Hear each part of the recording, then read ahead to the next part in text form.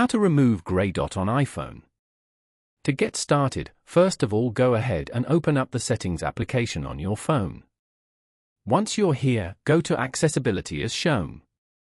From here, you can personalize iPhone in ways that work best for you with accessibility features for vision, mobility, hearing, speech, and cognition.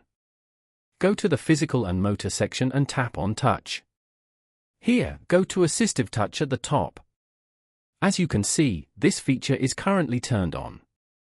Assistive Touch allows you to use your iPhone if you have difficulty touching the screen or if you require an adaptive accessory. Over here, turn off the Assistive Touch feature as shown. This will also remove the grey dot from your screen. Following these steps, you can easily remove grey dot on iPhone. Thank you for watching. Please leave a like if this tutorial helped you, or leave a comment below if you have any questions related to the video.